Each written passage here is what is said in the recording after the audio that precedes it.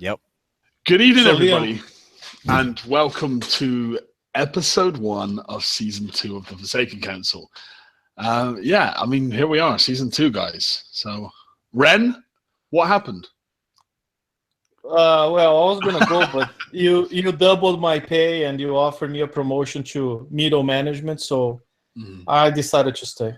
Well, if that's what it took, that's what it took. No, but it's. I hope everyone had a great Christmas and a great break. I certainly did. I had an amazing time. And Happy New Year to everyone. I hope everyone's having a great New Year. I'm actually horribly feeling pretty damn sick. So Mark is going to, I believe, take charge on hosting the slides, at least, and leading everyone in on that. But I am here in spirit, but I do apologize that I'm not here on camera. I've spent the last 6 hours in bed. So Bad hair day? Well, I haven't even done my hair. No, I woke up, I got in from work, went to sleep, woke up, had a bath, and then started the show. So yeah. But no, we will proceed. It's been a rocky couple of weeks. We've got a lot to discuss, a fair few slides to work through, so I won't hog the airtime any longer. Take it away, Mark. Okay, good evening, everybody, and welcome. So what we'll do is then we'll bring up the slides straight away because there are quite a few for tonight. And then we'll take our turns, obviously. If you can just put it on to lock me on, if you wouldn't mind, Liam, and then we'll make a start. So as it says there, it's the TFC Season 2, Episode 1, 4th of January. So I know prior to Christmas we said we would come out on the 3rd, but obviously the release was 1 day late, so it was worthwhile just holding off for 24 hours. So let's have a look. Slide 1.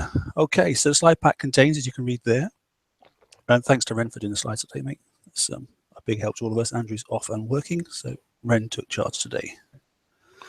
So there's quite a few things there. Bug fixing, tuning, most people have seen, but and if you've been playing the game, you'll definitely notice improvements. So first thing to talk about then, the High Tide Elite campaign, TLC. This is slide 1 or 2, but basically it's similar to the previous one. Has anybody actually done this one yet? I haven't myself. I haven't hit it yet. It's the same, but in the release notes, it actually says they are a little bit harder.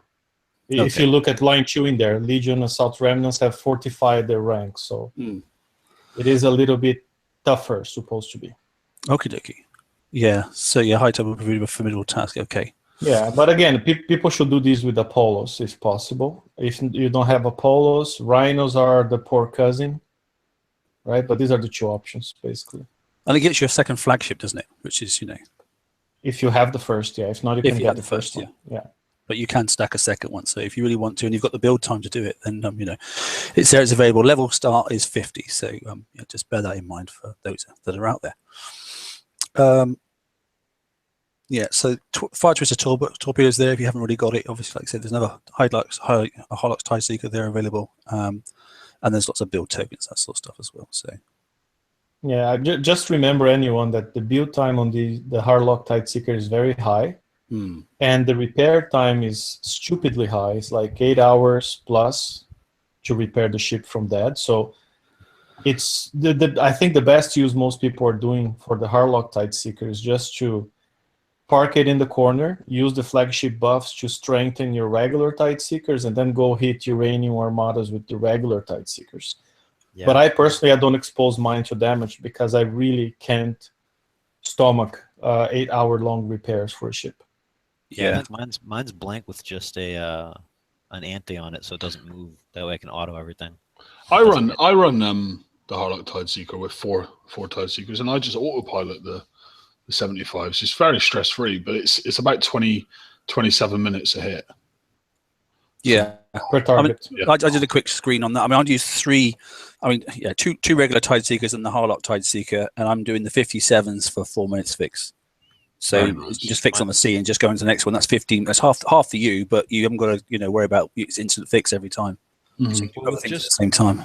With just 2 and a Harlock, I think on the 57s they take about 3 minutes of damage. On the 75s they take like 23 minutes of damage with just 2, and the Harlock just sits in the corner because it has nothing on it. It just has an anti. I think my New Year's resolution is to autopilot more. Do you know what I mean? Like figure out ways on your phone. Yeah, on my phone. Figure out ways to autopilot things more. That's my motto. So anyway, it's okay. So that's High Tide. That's the Elite campaign. That's out there as well. And also on top of that, then it's the Iron Maiden TLC, which we know includes obviously the Ironclad. It also includes the Mauser cannon and obviously the new special as well, which is the yeah. We'll talk about the special itself in a minute. But this one has been done by most of us, I think, already because we wanted to get some builds out and get some ideas up and running. I did run a stream myself for an hour and 10 minutes, completed the whole thing. From what I noticed, the targets, the new uranium level 35 was in there. The 57 was in there. So was the 75. Target 6 obviously was the 105 from the raid. Not quite sure the damage was the same, but it was okay. And target 7 in the third run was definitely the 107 target from the previous raid format. So it's doable for free if you've got Tide Seekers and some subs. Definitely. It was a 6-hour pass on first. You had up to 6 hours to the first one. You had up to 3 hours for the second one, and an hour for the third. Yeah, there are some videos on our page already showing how to do packs 1 and 2. My video personally, I did on purpose with only 2 Tide Seekers, and I did very poor driving just to show that pretty much anyone with 2 Tide Seekers with a certain rank can get it done. Yeah, I think you're right. Right? Definitely. I didn't do a video, but I know I autoed. I've only done prize pack 1 because I autoed it. I didn't have time to mess with it, and I autoed it, and I only got 4 hours of damage, I think, on auto. Yeah. Packs 2 and 3, you could auto encounters 1 to 5 because they're the same. But like Mark said, encounter number 6 is the 105 from raid, and I would not recommend autoing that with Tide Seekers unless you want to spend some money. Yeah, well, because I'm a good And guy, then- basically. Yeah, my stream was exactly that. On the first run through on the second pack, I did number 6 using Tide Seekers, and thanks for a 27 coin fix there. And then obviously on the third run through, I did that coin free because I'm fixing overnight. Because you got to remember, even people who were doing 105s and 107s with Tide Seekers on raid, that's at half repair time, and now we are at full repair time, so it's going to be expensive. The only thing I did notice, by all means, if you can drive the subs, right? And you can do it for free. thing I noticed there quickly is the time limit to go. Not it matters because it's your own TLC, so it's fine. No one's going to come and steal your target from you, so you can time out as many times as you like. But the good thing is that each one of those the number 6 target and 7 target is 20 minutes time, not 10 minutes. All of them are 20 minutes, right? So it's much better, isn't it? So you even get more time to take your time. But you know, it is what it is. But there we go. So there we go. So like I say, 1 to 5, and it repeats it 1 to 5, 1 to 5, 1 to 5 through all 3. But obviously you get a number 6 target in the second run, a number 6 and a 7 in the third run, which are the old S targets from the previous raid format. So up for a week and level 50s and above, which is good news. But it has brought some controversy, hasn't it? Anyway, so there's the hull itself. This is the new raid format's Tide Seeker, isn't it? Is that it? Did we say that's fair? Yep. Supposed to be, yeah. Okay. The bit that's really annoyed me, and I mentioned it a little bit in my stream, was the guys were paying 4.5 million raid points for an Earthshaker cannon, and now they're betting getting it for free 15 days later. Yeah, that's horrible. It's not the first time Kickside does that kind of thing, and I understand, you know, not everyone's going to do this TLC, but still, it was 4.5 million points. It's ridiculous, right? Well, I think we said that during the raid too, that we thought it was pretty high. Yeah, I think it's the price tag was high, and now it's pretty much for free 2 weeks later. Yeah, basically it is. If you've got 2 Tide Seekers built, you'll get through this, and I think it's a bit of a stinker. I think it was overpriced in the raid, as you said, and now just give it away. That's going to really annoy some of the players, and that's not a fun thing to do, I don't think, to be honest. I know, you know, some of the stuff you need now for this new format, and things have moved on, but it is such a short period of time. I don't know. Now let's talk a little bit about the Ironclad. What do you guys think of the stats? Impressive. I like it, but I like it because it's a grizzler. You know, it's one of those, if you like to blitz, this is your baby. You know, if you're not an accurate player, or if you have lag or you're a poor connection at home, then this is the one for you. This is not the bone china fine art thing. This is the just get in there and get dirty and get on with it. Autopilot. And I think in the long run, that's the one everyone's going to be using, isn't it? I mean, just like now everyone's using Tide Seekers to get uranium. When these targets become the new mines, this is what everyone is going to be using, because then you don't need to drive, you don't need to be careful, you just throw it out there and you score base parts in the future. I was I've going seen to say that this is going to be the chore. This is going to be the chore thing, and I mean, well, I'm going to let Liam talk, but I was going to say I want to extrapolate some stuff out of those numbers too. But sorry, Liam, go ahead. No, go on, George. Carry on. Well, I'm going to actually get technical. I mean, I'm going to actually kind of get into the numbers. Okay. Well, I mean, I was just going to say that I agree with what you said. I mean, it's an autopilot ship. I think it's very good. The stats are great, and if it just had that additional range buff, it would certainly be better than the Cannoneer. You know, it's definitely designed for the new Canon. And I'm gonna get hung up on what Liam just said, because Liam just said, "Oh, could be better than the Cannoneer," and that debate was raging in the TFC page today. Mm-hmm. And this guy is not intended to be better or worse than the Cannoneer. It's different. Mm-hmm. It suits two very different play styles. I mean, if you don't want to spend your time paying attention to raid targets and you want to do your raid with the laptop in your lap watching TV, that's the hull for you. It's extremely resistant, so even it's going to take fire from every single turret in the target, but it's made to take the fire and not take too much damage, right? Because it gets to 99% resistance on both radioactive and ballistic. Right. In the meantime, the Cannoneers, for people who like solving puzzles and who have the time and really find it fun to break the target down to its components, find the path, always stay at max range, drive carefully, and then you can pretty much outrange everything except the central turret, the big one in the center, but everything else you can. Right. We'll be talking about the turrets later on from Doom Rooster's post, but right. You know, it's very different play styles. That's what which is nice. You know. Yeah, I was going to point out that the main difference in these two is the range is a huge thing, and I think that little bit of range, because I know a lot of people were trying to argue whether or not that little bit of range is going to be a difference. I think it's going to be huge, because if you look at that stun resistance on the special abilities on this, it is absolutely immune to stun. 100% immune to stun, which means it's going to be in range of all that stun stuff that the Cannoneer shouldn't be. The Cannoneer is going to be the skill hull, like the Hellwraith was, where you're going to have to be kiting stuff, you're going to have to be on top of it, you're going to be driving, you're going to be having to pay attention. It's going to be all skill, all which is my gameplay, and that's where I like to play. Yeah, whereas the Iron Maiden is going to be like the Tide Seeker. You can set it and forget it. I mean, it has the base resistances, and that's the other thing. The base resistance on the radioactive. This is like people were asking why Ren was putting so much radioactive on and stuff, and I think this is part of a good reason to go with that. That's an 80% base resistance on radioactive and only 65 on ballistic. Now, when it bloodthirsts, you get an additional 80% on each one. So this, and then you have turret defense, which is 50%. Right. So this thing is made to absolutely, positively tank all that damage, which means it's going to be in line for everything. So if you compare the two hulls now, we can get a clearer idea of what we are to expect for damage, stun, all that stuff. Yeah. And my expectation is... Sorry, go ahead. No, I was just saying we'll know that come Friday, because obviously that's when the preview's out and we'll have a rougher indication. For sure. And this is why I've done the TLC quickly, because I will go in and I will test both builds. We'll come up with a collective build between us and the admins, and we'll go in and we'll test both of those builds, and we'll have that comparative. So it should be interesting. This hull feels more like a siege hull to me. Feels more like it should feel. There's heavy fire, and you got to be tough, and this and that.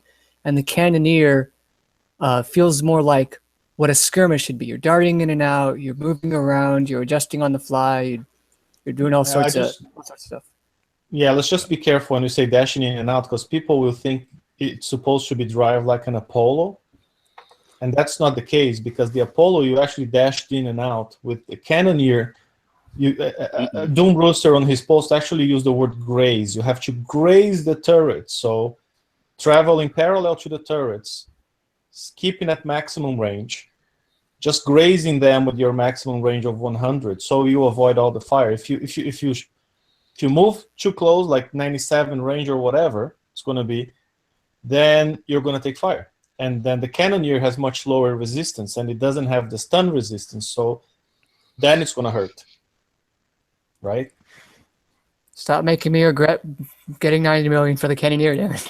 It's not even happening. You know, for me, I think the next slide we're going to cover a little bit more of one and the other. Yeah, we'll Do you move have on. that? We'll move on then. So here we go. Yeah, there you go. So, you know, I think it's There's no overlap. me- There's two camps. That's the point. It's two different camps. Forget the weapons. Yeah.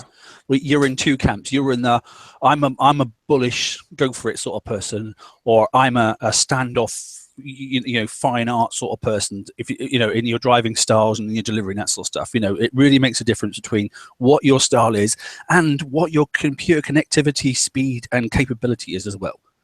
Will dictate. Yeah. Build what you need, not what you want. Put it that way. And the other thing is, while it's okay to use earth shakers on the Ironclad and have shorter range because you're going to be in range anyways, you should not use shorter range cannons on the Cannoneer because you need the max range. So you should only look at cannons with a range of 50 for the Cannoneer. Yep. 100% agree. If you want them to fire, because if you get closer, your Cannoneer will take damage. I kind of want to debate that, but a little later for strange reasons. It has to do with build times and timing of releases and weird stuff. But I'll table my point until later. I mean, it's a whole rabbit hole, Brian. The whole timing of the releases. I mean, the way KixEye has been releasing technology for this raid, in my opinion, is a disaster. But it is utter garbage. You know, I'm not going to go down this rabbit hole right now. Yeah, I think that's one for later, I have to say, because we can go on, we can do a show just on the release from actually a certain PvP hole moving forward, the Malice. Yep. You know, from that going forward to this present day, that whole delivery piece of ballistic hulls in general has not been as sweet as maybe the community would have liked. And Well, the that's an associated understatement. We also got very time. It's the Sorry, first- sorry. It's the first show of the year. We got time. We can go a little bit over. Yeah, but Liam's hosting. and he can't Maybe, because he's but working later. tomorrow. But later. Sorry, So, didn't anyways, mean to look, jump the gun. We have two camps. Like I said, these slides will be up in PDF format right at the end, and people can review Now, that. But definitely. One comment I wanted to make, Mark, is just to say, last raid, when I had both my Tide Seekers and the Hell Raids, being able to alternate fleets actually made for a more enjoyable experience because I could go with my Hell Raids and do tier 6 for as long as I didn't make a mistake, right? One target sometimes 6 targets until I made a mistake, right? And then, oops, I made a mistake. I dock them, I start repairing them, and now I bring out the Tide Seekers and I start rushing some 70s, right? And Yeah. It's just was refreshing, you know? It was refreshing. It was also more fun that way too. Yes. Break the monotony. Yeah, I'm going to finish a campaign. We get some build tokens there. So even if I build a couple of these Ironclads and that sort of stuff, you know, I can still go back to tier 4 targets and just let them auto while I'm actually hitting the tier 5 stuff. Mm. And just let it, you know, and then hopefully if I don't take any damage, I can just let these fix overnight. So, you know, it's there. It's also about having dock time. That's the thing. I mean, unfortunately, I've got nothing building at the moment, but, you know, it's interesting. Right, let's go for the next slide. So here we go. Here's the Canon System 4. That's the blueprint basically. So it comes in the second run, isn't it? You get this. Yeah. It's in the second run through basically, and obviously you get some tokens as well in the second run as well. It shows there obviously weapon weight 44%. Okay, it's a tier 5 item, ballistic damage plus 25% as you can see, and some splash. But the important slide, I think this one here, isn't it? Yeah. Yeah. Which one to use? Well, yeah, take it away. Whoever wants to go first. Ren, we'll let you lead, man. Go. Okay. Well, I mean, I thought you were going to do it, but okay. So I think the big attraction on the new Canon System 4 is the weapon weight. It gives a penalty of 44% extra weight on your weapons versus 55% from the nuclear accelerator. So it actually means you can probably fit another heavy cannon, right? What you lose from nuclear accelerator is the accuracy, which doesn't matter for siege targets, but it matters if you're going to use that on your base guard, for instance. And you lose the speed bonus from the nuclear accelerator, which in my Cannoneer build, for instance, I need that speed bonus because I'm not using engine. right? So people using engine now on their Cannoneers are probably laughing at me because they can make the switch easy, no worries, right? The Canon System 4 gives a ballistic damage bonus and a splash bonus. The splash only makes sense if you're going to use the new Mauser cannon or the Earth Shakers that have splash. I was checking the other cannons, they have spread but not splash. Do you know any other good cannon with splash other than the Mauser and the Earth Shaker? Only really short range ones. Yeah, the very, very old, low damage, short range. Like the I didn't Z. even count that. The Z's a good one, but I mean, that's got a really rubbish range on it, isn't it? But it's got a hell of a lot of building damage. Huge amount. Yeah. Okay. So I think, for the Ironclad, definitely the Canon System 4 is the best choice. For the Cannoneers, if you have engine on them, I'd say go for Canon System 4 as well. If you don't, like me, I'm stuck with Nuclear Accelerator for now. Which is part of the whole releasing the whole debacle on releasing technologies. Like, by releasing this way, they are forcing refits. They're always giving just a piece of the puzzle at a time and forcing a whole bunch of refits. And a lot of players are very frustrated with that. I am frustrated with that. I'm actually resentful is the word that I would use. I'm a little bit resentful about this stuff because the Canon System 4 is, I mean, they're both on just weapon weight. But if you're using, like, my original build was using Arbalists, the reduction of 11% on that saves me, Brian, what was it? 20? It's another Canon, isn't it? It's a 20% reduction. It's 20% reduction in that additional weight. So I can add either armor or more weapons, or I mean, it opens up so much of a difference in build that I'm a little annoyed. Just a little bit that I might have to refit this now. It's looking like about 72 tons, but that's not taking into account any other differences. Just this versus that. Per Arbalest. So. Per Arbalest. Yeah, I mean, for me, the Canon System 4 is quite decent. Like, let's just imagine if you put an Arbalest on, you put them in your base and that sort of stuff, and you're firing outwards, then you're going to get, obviously, forget the splash bit, but actually your ballistic damage boost. I mean, what are you losing against the Nuclear Accelerator, which was the classic one? Well, ballistic range, same, no problem at all. Ballistic accuracy, irrelevant. It's an Arbalest, Bonus combat speed, irrelevant because it's in your base. So it's the go-to special, without a doubt. Yeah. And it's lighter, and you're going to get another weapon on at least. So those nice things that like in Ren's shoot that he did on his base guard defense, and particularly with cannons, it just chucks it on its head now, doesn't it? It's definitely the go-to special, Yeah, and I mean, a month ago, right? I did a video on building ballistic guards, and pretty much now I gotta trash that and do another one because now we have the drum reloader and now we have the cannon system, and both are better than what we had back then. You know what I mean? Just a month. But people who build their malices, built them with the tech in there, and now they have to refit, or the Valiants, and now you got to refit 2 specials, Yeah. The other thing, too, to keep in mind is that this thing might be used in ways other than they intended initially, because that 20% splash is a generic number. I mean, who knows where we're going to see this thing used as well. Yeah, but with a 44% weapon weight penalty, I don't think people will just be using that for fun. Never know. Yeah, I mean, we've seen Stranger Things break the game before.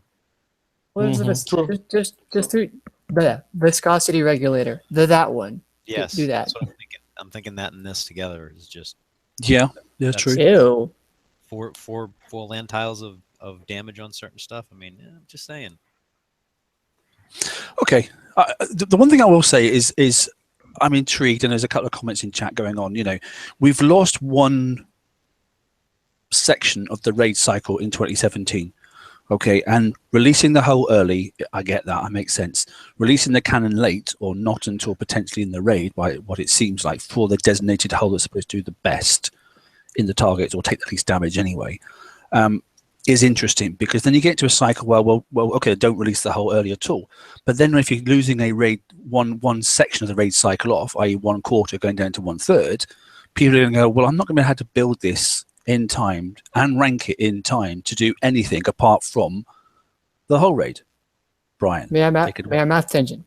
Fantastic. Okay, so I did a a couple of quick estimates. The build time for the Hellwraith was long, but the Cannoneer is shorter than the Hellwraith. The thing is, they said that they would be trying to be able to lower the build times of specialist hulls. If meant literally, then they're somewhat succeeding in the fact that this hull is 4 days 12 versus the other one, which is over 6 days. The build time of the new Canon is about the same as typical top tier weapons that we're getting now. It's about 12, 13 hours. The specialist seems a bit long. I think it was about 16 hours, but I have an officer, so I have to adjust for that backwards. So it's like 17, 18 hours. So really the only build time reductions that we're tending to see are on the hull itself, about 2 days down. Now it's taking about 14 to 16 days usually to build a ship. Depends what armor you put on. Armor needs a build time reduction, by the way, guys. If you could do that, maybe, please. So you're getting a reduction of 2 days into 16 to 14. So about 10 to 15% reduction in the build time of a ship. But because you're reducing the amount of time in the raids, 3 months from 4, that's a 25% reduction, and 16 months from 12 when they're repeating the cycle again. So it's also a 25% reduction in useful life, but only a 10 to 15% reduction in build time. That ends up being not in our favor because the build time reductions aren't enough. Yeah, exactly that. And so anyway, I'm a little. I mean, I need some water because I am a little bit salty on some of this stuff. We have 3 months. I have enough Seriously, salt for 10 men. We have 3 months of a raid. We're not going to get. If this is not what we're supposed to have for the Cannoneer, and it comes out like if they release stuff in January to refit in the Cannoneer, and we have the Ironclads that we have to build, we have what two raids tops. If you can somehow get enough tokens and everything to do everything, you got that's worse than when they released it. The one hull that you needed for the beginning of a raid set, because they'd release it in the first one, you'd build it, and you'd have for the second to the fourth, and the first one generally could be done with something else as well. Okay.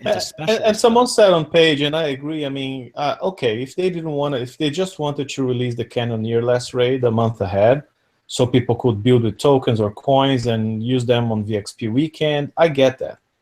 But I was expecting the proper special and weapons to come like a week or two later in a TLC or FM, right? So by now we would have the build off the ship to do the raid because it's a month shorter. The cycle. And then the Tideseeker equivalent now. Right, and then the Tideseeker equivalent comes out now, fine, but I had the Cannoneer build, the build. Instead I have a half-ass build that's going to have to go through a lot of refits because things keep being released in the last week before the raid. Yep. And it's a confusion of different cannons and specials, and people saying, no, that cannon's just for the Malice, this cannon's just for the Ironclad. Oh, the cannon for the Cannoneer is still going to come in raid. There's going to be something new there. Maybe it's better. And it's like, what the heck is that, guys? Yeah, I mean, it's so frustrating. It's so confusing.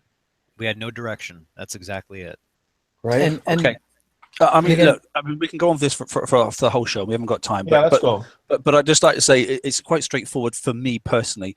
They said they were going to trial it in January for this raid format and then look at it again for the next one as well. So if it didn't work, they would have to make some adjustments. That was the announcement that both Doom and GDR said on obviously prior to us standing down for Christmas. So to me, this hasn't worked, but that's just me. Right. Okay. Next slide. So here we go. Here's the Mauser. That is a German word, isn't it? Mauser, isn't it? Am I Probably right? from the tank. Yeah, that's what I'm thinking. Yeah, the German Mauser. Yeah, exactly that. But there we are. It looks like a phenomenal cannon, I have to say. The only thing that's and you can't have your cake and eat it. It's a shame it doesn't have the 5 speed boost on it because it would be amazing then. But yeah, but I think that would be a bit too much. It's so light compared to the Arbalest. It is. But now the thing is, you have to pay attention to is that the actual damage for this, if you're doing fleet versus fleet, kind of sucks. Well, that's on you like for numbers. Too. Yeah, that No. I'm just saying this is not one of those things to just kind of throw in anything you want. Don't throw it on your Malice and expect to go in and hit a fleet versus fleet thing. You know what I mean? No, you can throw in your Malice and hit some walls. to get to the Yes. turrets in a base you're hitting. I mean, I wouldn't discard putting a couple of them in my But- malice to hit bases. But Just a then couple. you have the arbalest is better with walls, but I like the Mauser. I think it's better Well, but against the Mauser has a splash. I mean, it does better, but this one has a big splash. Hmm. the walls block flash. But yeah. Anyway, I like okay. this. There's the Canon. Okay, that's the one that's designated to go with the Ironclad. There's your badge for completing. Obviously, the I forgot to put that up. That'll annoy one of my my alliance guys because he's got every badge that there is. He's a badge collector. But that is the badge, and thanks for GDR for sending us that. So if you want to be a badge collector and do the campaign, stick it up, then there it is. Okay, so it's Now, just a point. I mean, Which if is cool, for right? anyone able to do packs 2 and 3, that's when you get 12 days of tokens, and I believe 8 VXP tokens. So that alone would allow you to instantly build one Ironclad with all the components and armor and everything, because it doesn't take more than 12 days. And get it ranked. And then if you're caught up on FM, you get this week 8, 10. 10, no, more than 10. Yeah, no, Well, 10 days. 10 days of tokens in 10 FM. unless you're a god and get like a 3 day. Yeah, if you're caught up, you get 10. Exactly. So Me. you can get 2 Yeah. types. TSM gets 3 days every day. Yeah, you can get 2 Ironclads built and half ranked with those tokens. And probably with 2 of them, probably you'd be able to do the 50s in raid. So I'll just say quickly, all right, from the guys in the chat, the Mauser was an old Second World War German rifle. Okay, and there we go. Right, so it wasn't an anti-tank gun or that sort of stuff. It was a rifle. There we go. Right, good. Okay, so excellent cannon, that sort of stuff. I can see it having multiple uses. It's got brilliant stats, that sort of stuff. Its reload, obviously, when sculled is going to be great. Add it to various specials. It's also going to be a faster reload. The weight is nice and light. There's no negatives, is there? Anybody think of a negative? I like it. Yep, it's good. Yeah, I think it's funky. The only thing I can think of is this is the prize pack 3, so you have to be able to do all the A set and all the S set of In an the hour. past raid. Well, not all the A set, but the 105, 107. In an That's hour. the last targets, right? Yeah, in an hour. So you got to be able to demolish the last raid cycle, and maybe you can't. So yeah, So, people that'd with be people trying to do that back to Tide Seekers will have to spend money. People using hell raids can do it for free. People trying to do Tiger Sharks are probably going to timeout. Yeah, I did So, I did number 2, mate, with my Tide Seekers. I did 1 and 2, and I didn't die. With 3 Tide Seekers using a crew, the really cheap one. That gives you buffs across all. Yes, Silent no. Hunters? No. Midnight Marauders. Damn it! Now I can't think of it. Anyway, we know the one. The geezer gives you 20% boost across all damage thingies, whatever it's called. Forgotten. Anyway, Okay. not to, 15. is it 15? Anyway, but I'm Still going to has- get all 6 targets without dying. So you could get prize pack 2 if you've got 3 Tide Seekers with a lead, and then let them fix overnight, and then have a go at because you do get 3 hours, so it's possible. Steelheads, that's the one. Thank you for somebody in the chat for saying that. Okay, That's the one. Steelheads 1 star. Yeah, that's what I used. Okay. Good. Okay. Okay, So that's let's move. Yep, definitely. And I hope people can see that. If not, you'll have to wait till the PDF gets downloaded. But basically, there's a couple of builds there that Ren's come up with. Do you want to go through your builds, mate? Sure. So I just quickly, the one on the left is for people who do all 3 price packs. And I just wanted to highlight, this is designed, and by the way, this is Shipyard 4. So if you don't have Shipyard 4 and you try to do this, you're probably going to have to drop 1 armor because you're going to be overweight. If you equip all 10 slots with Mauser cannons and you use the new special, and because the Ironclad is already 100% resistant to stuns, I just use Guidance Scrambler 3. There's no need for agility system at all. It's already 100% resistant. CL3 and Siege Battery. And so then I went light on the armor. And it fits just perfectly, just like on weight limit. And that's a 12-day, a couple hours build. If you don't have all of that and you just do price pack 1, on the right, there's a build mixing Earth Shakers and 4 Arbalests. Same specials, except instead of using the new Canon System 4, I use the good old nuclear accelerator. That ships very, very fast, a lot faster than the one on the left, but it has less firepower. So it's a trade-off, and it builds in just under 12 days. So anyone who could do pack 1, and you got some FM tokens, you could have 1 ship by raid time. And even if you don't have Cannoneer, that could be something you drive around hitting level 30s, you know, or even level 50s, who knows, with just a ship. I don't know, because if you don't do pack 2, you don't get any rank. So then it's tough. The rank makes a huge difference. Yeah. I don't know if we're okay for weight there, but what I've done before is sometimes I put hydraulic resistor on and also thruster 3, which gives you a really good turn speed, and it gives you almost the same sort of evade. So I'm not sure how that's going to work out. I have to play with the figures. When I retro to R15 on both of them, it gives you almost the same, I think, as almost the same as the evade. But obviously then you can dance them around because they can turn really fast. I don't know if that's going to be needed for this hole, but it's something I might look at when the stream comes up, when the preview comes up on Friday. I'm not sure.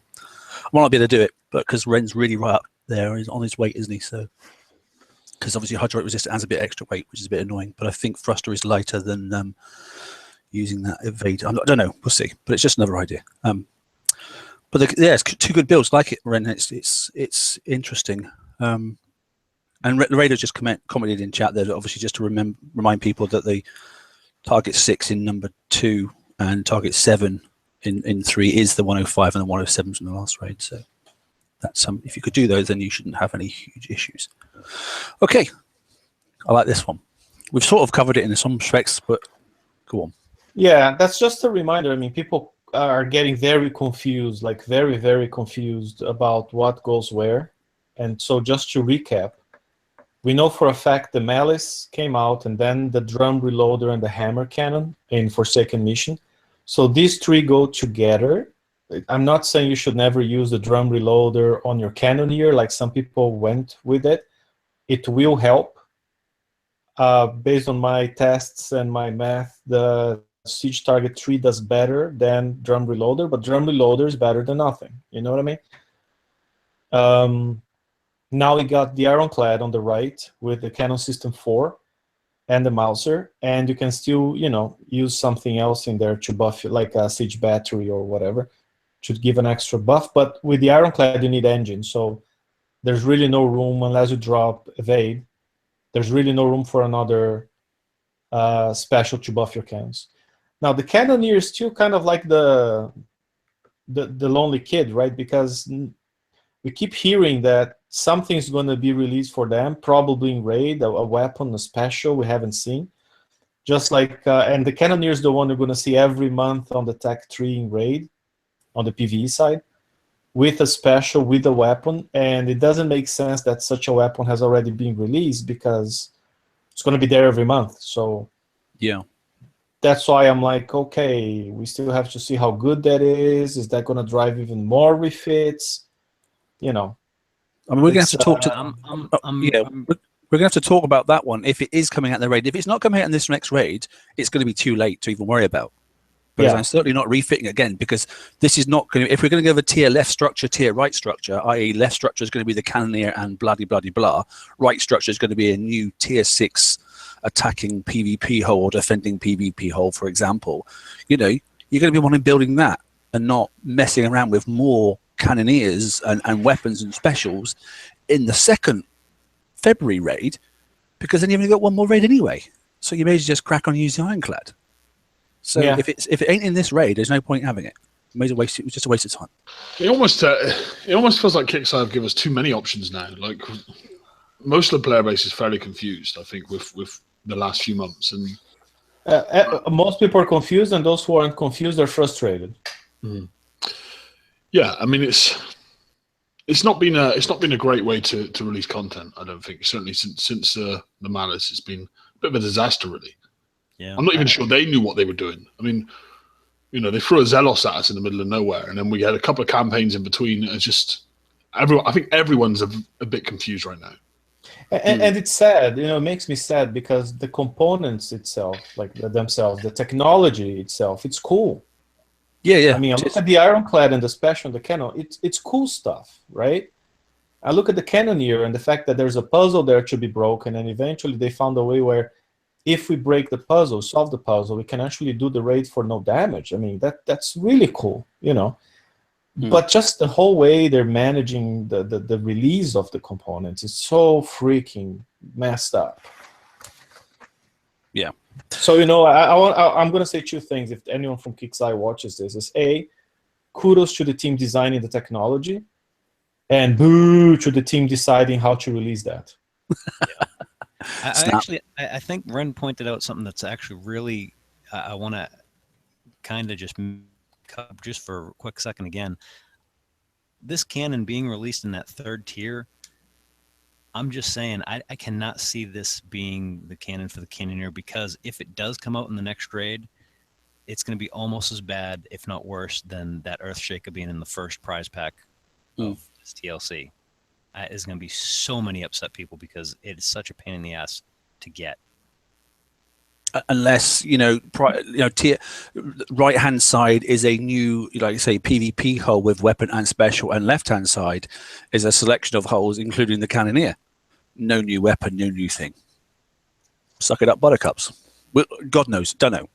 Anyway, yeah, I'm sick of that slide. Let's move on. TLCs don't generally go that way, I don't think, though. I don't know. I know, mate. But it's 2017. Come on, let's get modern. Okay, come on. So here we have then a preview Awakening. So on Friday, it was Thursday, it's now Friday, 2 p.m. PST. Basically, there's going to be a public open access preview. As it says there, it should be one target from each of the tier 4, 5, 4, and 3 sets. Basically, you should have a chance, the same as everybody else, to jump in there and give it a go. If you're lucky, you'll get access. If you don't get access, then obviously you weren't the 0.1% of those people that managed to refresh your page on time and then get the password as well as the login at the same time. So yeah, I want to actually mention too, because we have on our slide we say 11:30 for the password, and then 5 minutes later that was because it was from the Thursday listing. So I'm presuming it's going to be 2 o'clock and then 2:05. Probably 5. Yeah. Yeah, you're right. We'll adjust that before we put the PDF then. We'll change that so that it makes sense. But yeah, you're probably right. It probably is going to be 5 minutes after. So that would make sense, wouldn't it? But it's an open one. People that want to sort of do videos and that sort of stuff, you're free to do so. It's public, so you can create whatever you like. I will be streaming it for TFC. We've got like several builds, and I'm sure the other guys, some of the admins will be doing it as well. But I'll do a longish sort of stream for as long as I can and go through as many different types of builds as I can, including all the hulls and the fleet types that we've discussed. So these will give people a rough idea if you can't get in to have a look at some bits and bobs. So that's coming this Friday. So that'll be interesting, and then it might actually clear up some stuff for people. So bug fixing tuning, Brian, this is yours, mate. Corrected an issue with the calculations being done to determine the movement speed of fleets on the world map. This should address a problem where fleets would appear to reach their destination, then jump back a certain distance and continue traveling to the target. Hooray! Eureka. They did it. That was a happy Christmas, wasn't it? Yeah, right. There's still a problem. People that got introduced on the same release, and people are still mad about it. Like when you try to do co-op. Apparently, I haven't seen that, but someone posted a video that I asked someone to post a video, and someone posted the video. So thank you for that. Forgot the name, but it seems when you do co-op, the second player gets invisible fleets that cannot be controlled, so you don't see your own ships. Oh, that's annoying. You gotta go back to view map and then go back in the target, and most of the times then you can see and control your ships. Yeah, Ford saying it's still broken as well in the chat there. So which one? That co-op is still broken as well. Yeah, co-op's still broken. Yeah. Okay. Yeah, you confirm he's tried it and said it is as well. So okay, Brian. Cleaned up some additional cases where stats were incorrectly showing both a plus and minus sign ahead of the bonus value. I think this was on things like the explosive damage, explosive damage, cyclone launcher, things like that.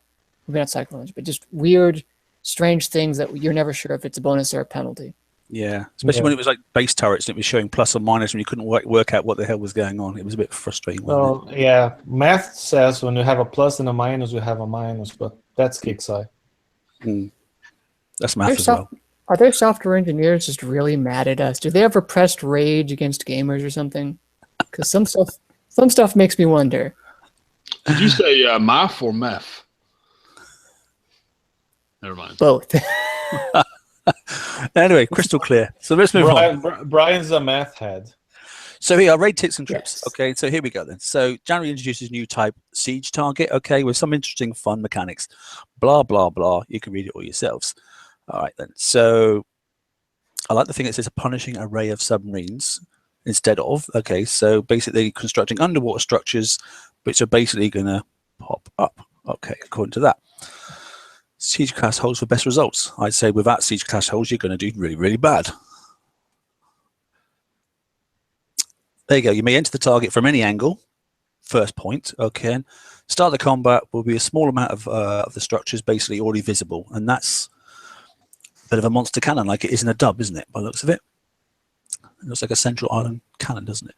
Yeah, this one's like dead in the center of the target, and it's the one thing that's going to start firing at you, kind of like non-stop, and you gotta keep moving. We'll talk more about it later. So at a certain point of the combat map, you'll enter its radius, okay, and i.e. it will start firing at you then, and then another portion of the target rises out of the sea and is available for attack. But obviously there's going to be at a closer range, so then you've got to decide what to hit. So that'll be interesting. So that's, yeah, okay. Good. Okay, so what is it saying there? Is it you can see? So pretty much it's saying that when you see a dark spot in the water, that means there's a submerged structure in there. Somewhere in that dark spot, right? So that gives you an idea, okay, if I go towards that, something's going to surface that I can hit. Just so you're just not aimlessly moving around trying to find something to surface. Just go to the dark spots, right? Okay, good. But just don't get too close, because if you get too close, stuff's going to start firing at you. Unless you're driving the Ironclad, then get close and whatever. Okay, so basically you can't see it until it surfaces anyways, but you've got a bit of a hint because there's a dark patch on the surface of the sea. So that's good news. And then we zoom forward. Wow, that's a lot of typing. Want me to go over it? Yeah, go on.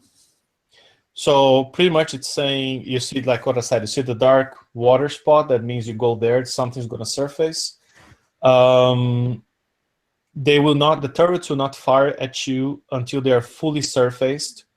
So there's no torpedo turrets, there's nothing firing at you from underwater.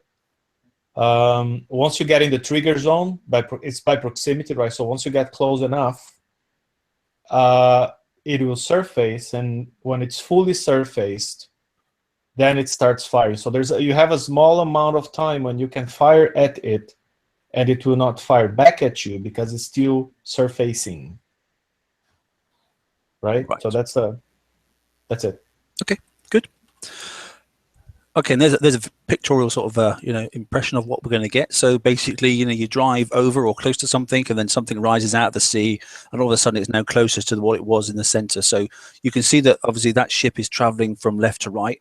The item there that's obviously it's firing at was already above the sea level, and then as you've got closer to it, something behind you has popped up, or could be to the left or to the right of you. But the fact is that you glide past these things, by it seems, and they sort of jump up at you. So not only impeding your way, but obviously if it's a weapon, then you've got obviously two things to consider as well. So yeah, and the other thing is, like, let's say in that picture, let's say those Centurions were at maximum range firing at that single turret there. Yeah. And then now this big block of walls surfaced, and it displaces the ship towards the other turret. So maybe you were not in range, but as those walls popped up, now you're going to be and start taking fire, right? Yeah. So that's something to be aware as well. Okay. And there we have, so the EMP bit. What have we got about the EMP pulses? We've heard about stun, haven't we?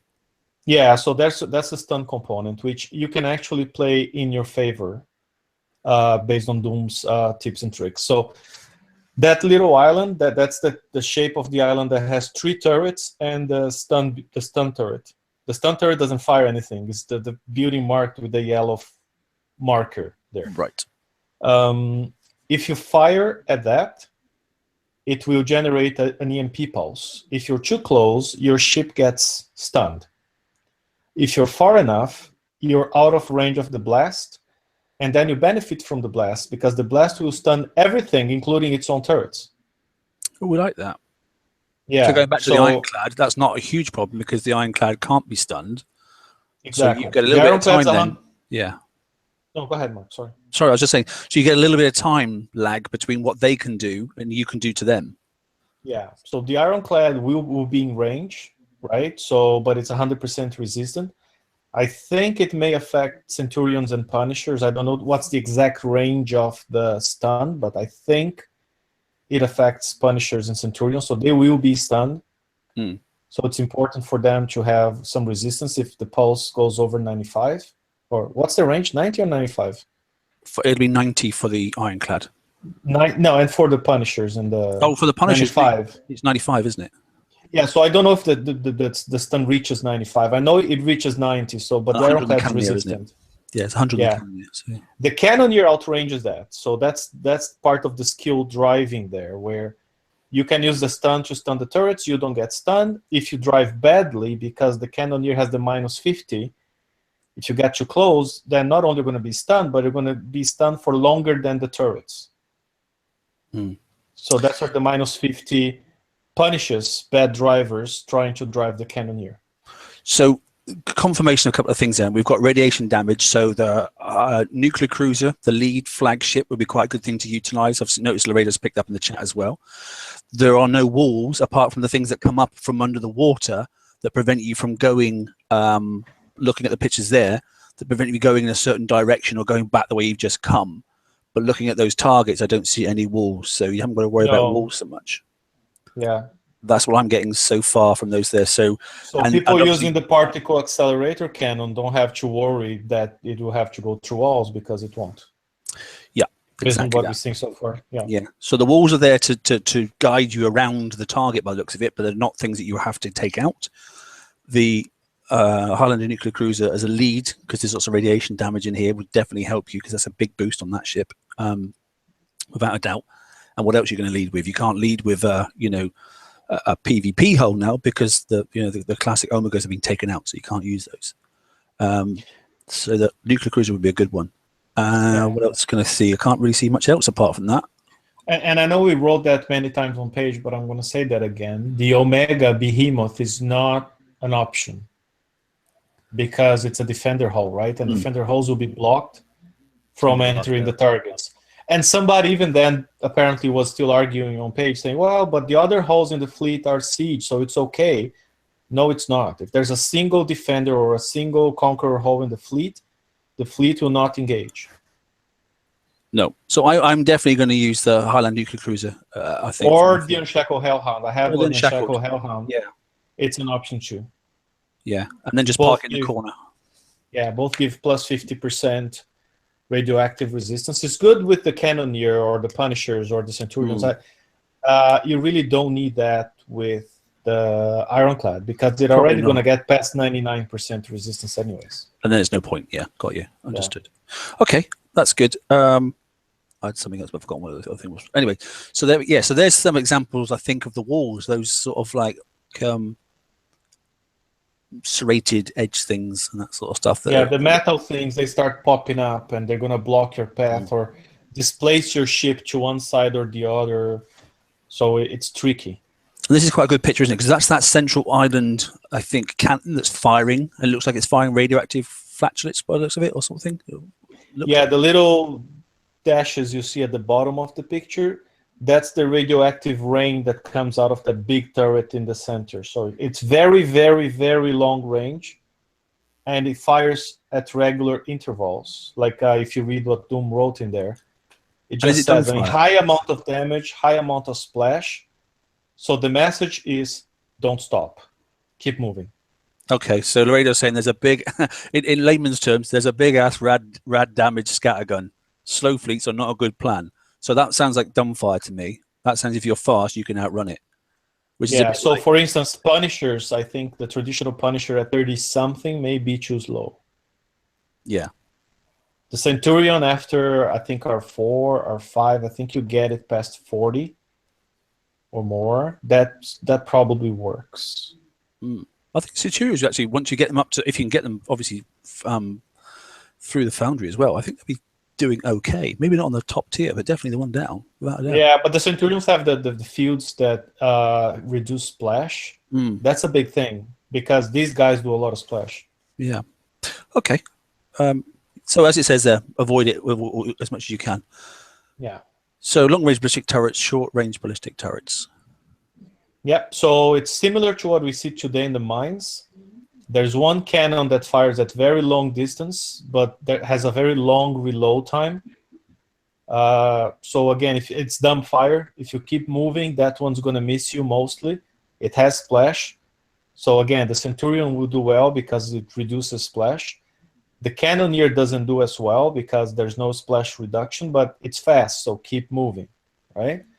That's Doom Roosters. You see the last point on the left. Stay moving to avoid being peppered by blah, blah, blah. The one on the right does a lot. It's, again, similar to the mines today, the pink cannon on the mines. That one fires fast and hurts a lot, but it's short range. Cannoneers can outrange that guy. I'm not sure Centurions can. I don't remember. But we'll see on the preview. But I know the Cannoneer can outrange that guy. If you don't get displaced by a wall or anything, you can stay at max Cannoneer range and kill it without being shot. Yeah. I mean, as long as you keep moving, because the big one will be firing, right? Yeah. So going back, looking at that Central Island cannon, if that is the Central Island cannon thing, then it'd be interesting to see if we are going to look at one target of each of those. Is that Central Island cannon in the tier 3, 4, and the 5, or is it just in the top level targets only? I don't. Well, good question. And then maybe it is, but the damage it does scales based on the level, right? I don't know. Yeah, I'm not sure either. So there you go. So short range. So the last one, turrets. that's that turret. According to what Rooster rolled, that one hurts a whole freaking lot. Very big shockwave. And I say that because if you look at the second bullet on the left, it says powerful shockwave devastating a fleet. The keyword devastating, yeah. Yes, the keyword being powerful and devastating. Okay. So that's the one you don't want to get in range of. The Cannoneer can outrange that one too. So remember, you got to stay at max range and you got to keep moving because of the 2 long-range turrets. So that's why I had the whole discussion on page today about speed. It's because you don't want to be too slow, or the long-range cannon and the long-range launcher will hit you with splash. And you don't want to be too fast, because if you're too fast, you're going to be passing the short-range turrets and passing and getting out of range before you kill them. And that's going to force you to do a U-turn, come back to kill them again because you move too fast. At least that's how I'm thinking about it, right? Yeah, no, understood. No, makes sense to me. Cool. Probably a sweet spot. So sorry, can you go back one, Mark? Yeah, of course I can. The summary there. I like what it says on the first bullet. Doom said, the ranges and the turret placement are designed to give players an opportunity to utilize skill to succeed. I like that. Right? Yeah. So, and more important, second bullet. A solid defense will mitigate some damage. The real test will be skating the razor edge with your ship's range. So that's where the cannon, and that's again because people keep asking what's best, the Cannoneer or the Ironclad. The Cannoneer is the one where you just have to stay at max range and you gotta solve the puzzle. How do you navigate without being bumped by walls into range? How do you navigate so you kill them at max range and you never stop moving and you don't need to come back, otherwise you get the splash, you know what I mean? And the Ironclad is just like, yeah, and kill the whole thing. Yeah, go for it, Liam. Yeah. It's Liam style. What are you trying to say, guys? What are you It's your target, mate. It's your target. It's got your name written all over it. It's on your mobile phone while you're at work going, next target, please. What was I doing at work? What was it? I can see it coming. Now, got to keep in mind that the way they're doing, the Ironclad, it's not strong enough because it has low deflection. So it's not strong enough to do the elite targets. for a reasonable damage. I mean, they For will do reasonable, delete targets, but it's Yes. going to be costly. Because they said the same at the Tide, didn't they? You Yeah, couldn't yes. do it, and then people were Yeah. going blitz, blitz, blitz, but then playing the coin to do that. So I'm guessing the same is being built into that mechanic for this raid format. So what Doom said is that this guy, the Ironclad, should go through tier 4 targets easily, should be able to do tier 5 targets for some damage, and will really suffer against tier 6. While the Okay. Cannoneer, properly driven, can do everything for free or nearly free unless you make a mistake. But will take longer, obviously. Yeah, but mistakes with the Cannoneer will cost you more than Yeah. a mistake with the Iron. Yeah. That's logical, I think. Okay, so we'll just have a quick run across the panel in a minute about what we've seen and what we think. But just quickly, I'm just flashing back up through the chat. Laredo, thanks, mate. You've just confirmed that the co-op issue is known and it's being worked on now. So they know about it's one of the last bugs that's from that previous issue, and they are working on it. So that's good news. Thanks for that update there. Okay, Brian, thoughts, please, mate. Do you like it? It does look interesting. My only concern is the amount of, I guess, processing power, for lack of a better term, it will take to actually get the platforms to go up. If that would cause lag on the game itself, which could cause damage. And I also don't know how tight the Razor's Edge range is for damage just yet. We'll find that out with testing when someone screws up or whatever. But I like the idea. I like the idea of these targets. They're really different. They feel really different even than prior siege targets that we've done. I think it's great that we can use the stun to our advantage in terms of sniping out that stun building, and it stuns their turrets if we can get it off right. So it looks fun. I have reservations, but it looks fun. Yeah, I think the fact that one piece comes up at a time as you run over it, maybe you might get away with that. So but hopefully it won't be too much lag if it's not too visually and glorified sort of stuff. We'll see. George, thoughts, mate, for you? I think the targets look really interesting. As is typical, I like the idea of a puzzle to be solved, but I'm also going to probably get bored out of my mind once it's solved. So I'm glad that they have the Ironclad. I love the fact that you have the two options. Yeah, or the combination of the two. Yeah, of using the two at the same time. I mean, and I like the fact that you have something that's going to be able to do chores easy. Following up, I kind of dislike the fact that we're paying that much for the Cannoneer early, and it's really essentially just going to be used for 3 months. Yeah, I'm still iffy about that whole thing. Liam, thoughts, mate?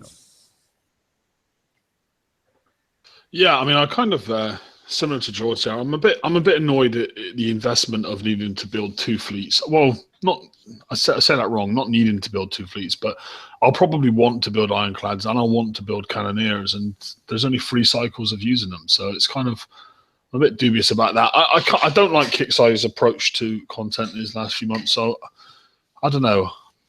I'm looking forward to the raid, but I'm not sure how it's going to go yet. I'm a bit apprehensive. Okay, Ren, your thoughts, mate?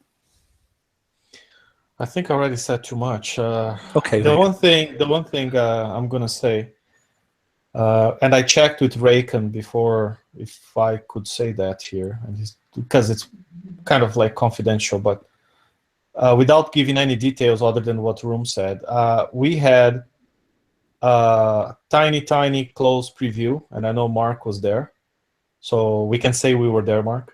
Okay. And I personally had fun with the prototype. It was a bit rough, was still a prototype, but I had fun with the target, right? And I say that because my main concern with siege targets is that it's just buildings and turrets, and it gets old really fast. And the fact this one has moving parts, for me personally, makes it a little bit more pleasing on the eyes that things are moving on the screen, popping up, and there's, I like that. Right, and there will be the elite targets. There will be multiple targets per tier, so it's a lot of small puzzles to solve. That's probably going to keep me interested for at least 2 months, I think, of the cycle. Right, and by then I'll probably have a decent fleet of 3 or 4 Ironclads, and if I were to bet, and I have no knowledge about that, but if I were to bet, I bet there's going to be a flagship. Yeah. I so, betting man that will happen as well. And the last one will probably need it. That's what's happened in the last 2 raids, hasn't it? So I think there will be a Cannoneer raid and an Ironclad flag. Sorry, flag, not raid.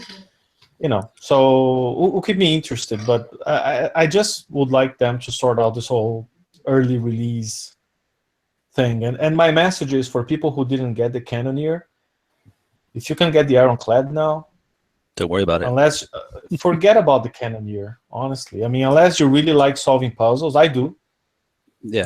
And I'm going to do it because I got the Cannoneer a month before, even though I didn't get the proper components for it, and that pisses me off. But if you're only going to get something out to keep going, even after raid when that becomes mines, get the Ironclad. That's what you need. Okay, so I'll just add 2 minutes quickly and then hand it back to Liam to close off. So yeah, I was in that preview and that sort of stuff, and I actually had a damn lot of fun. I really enjoyed it.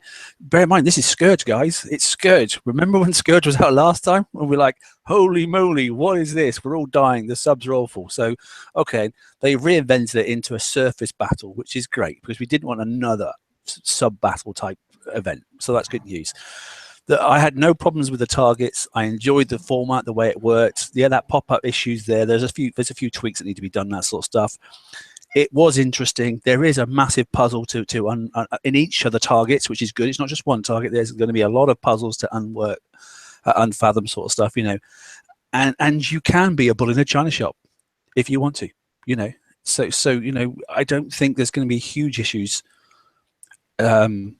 personally, but I just hoping that Sense, with the lead ship can do tier 5. They should be able to. It's a tier 5 hull and that sort of stuff. Punishers hopefully can do the tier 3. And I will definitely be trying out, as I did in that preview, the Visago's Punisher, because I was quite surprised how well that did.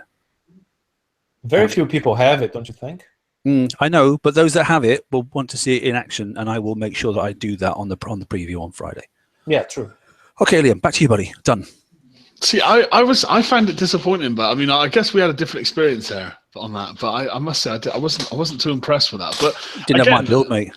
Yeah, that is true. That is true. But I think sometimes this game, as players, we tend to forget that if Kixeye were to make everything so simple and easy, then we would be really, really bored. Do you know what I mean? Like, we are gamers and we are meant to be challenged. That's why we're involved in an RTS, real-time strategy game.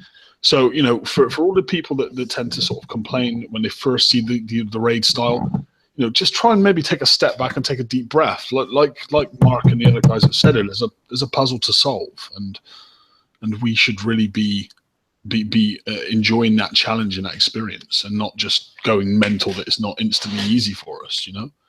I really enjoyed, like yourselves, I really enjoyed seeing the new format, and I think it's got a lot of potential. I'm interested to see what Kixeye do with it. I really am. But yeah.